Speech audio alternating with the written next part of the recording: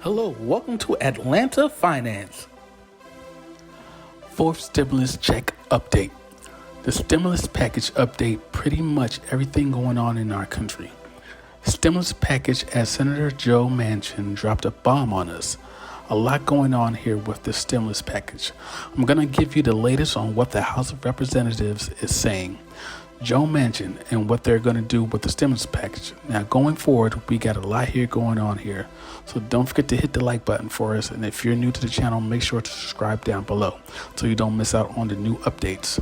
Yesterday, Senator Joe Manchin demanded voting on the fiscal infrastructure bill and wants to hold off on the stimulus package.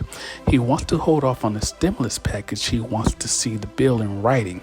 He wants to have them draft the bill. He wants to have the Congressional Budget Office score the bill, basically to do the math on the bill to see if it's going to add to the national deficit.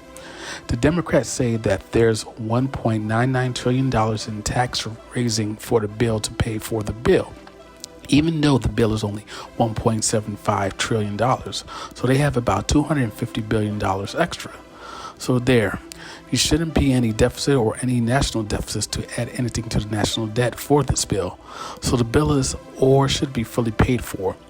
Joe Manchin wants to see the bill in writing. He wants to be able to review it. He wants to have the Congressional Budget Office score it if he wants to pause on the stimulus package.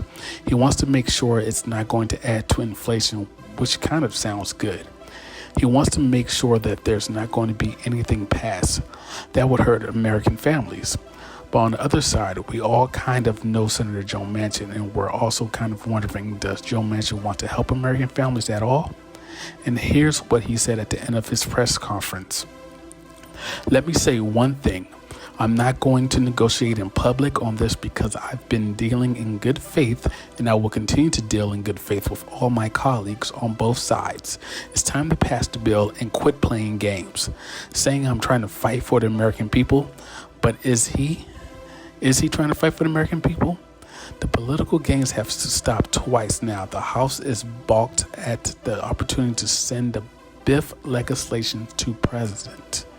As you've heard, there are some House Democrats who say they cannot support this infrastructure package until they get my commitment on the reconciliation legislation. It is time to vote on the bill up or down and then go home and explain to your constituents the decision you made. And I've always said, if I can't go home and explain it, I can't vote for it. And if I can, I will. I've worked in good faith for the past 3 months with President Biden, Leader Schumer, Speaker Pelosi, and my colleagues on the reconciliation bill, and I will continue to do so for the sake of the country.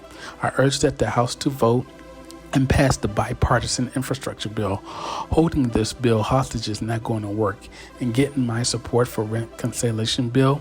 Throughout these last 3 months, I've been straightforward about my concerns that I will not support a reconciliation bill package that expands social programs and irresponsibly adds to our $29 trillion in national debt that no one seems to really care about or even talk about, nor will I support a package that risks hurting American families suffering from historic inflation.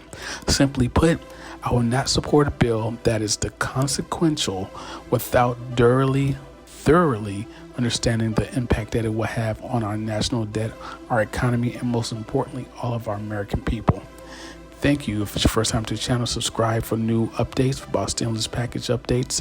Thank you, and you have a nice day.